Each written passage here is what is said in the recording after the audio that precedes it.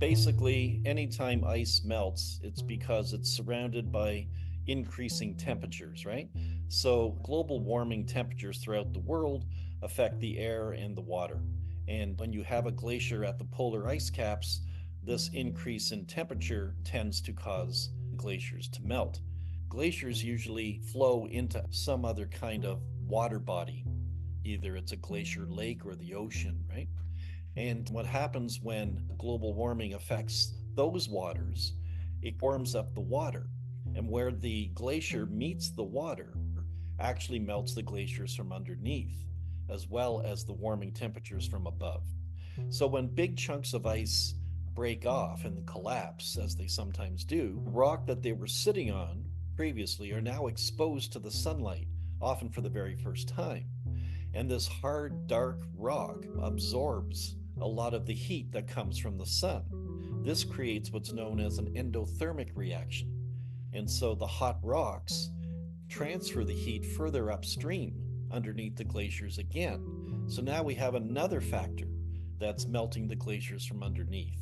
So all these three dynamic events are causing the glaciers in the polar regions to melt. The goal of any kind of mitigation activity is to reduce the heat that's impacting on these glaciers, right? So in order to do that, of course, global warming temperatures have to come down.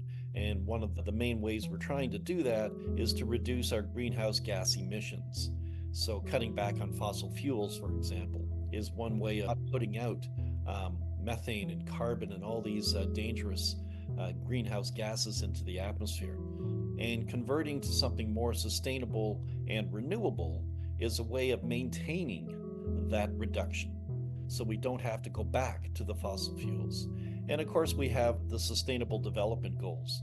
This was an excellent initiative taken by the United Nations and signed by every country in the world. There are 17 goals, and if we follow each one, it is estimated that by the year 2030, we will have reduced our global temperature increased to only 1.5 degrees Celsius.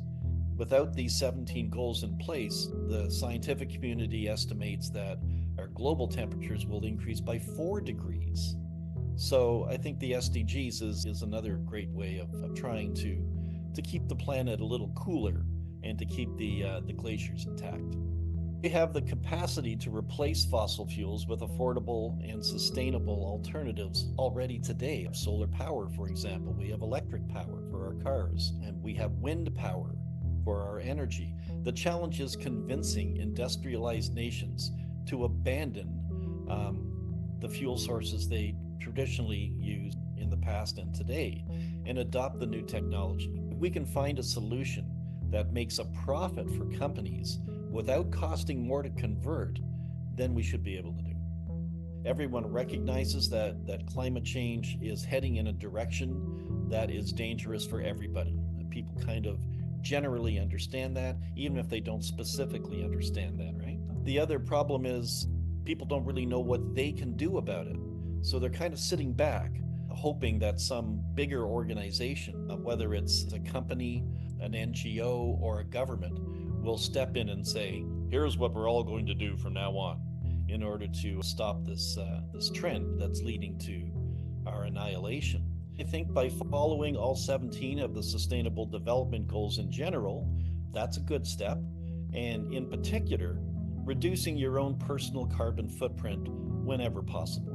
And that means you have to educate yourself as to what behavior and activities you're doing that cause a carbon footprint in the first place. Something like flying on an airplane, that leaves a very significant carbon footprint. And can you get to the same destination another way? And if you can, that would be one way of doing it. So finding out what causes carbon footprints, the use of plastic, all these sorts of things, try to find that out first, find out what you're doing to contribute to the problem, and then find an alternative way so that you're no longer contributing to the problem.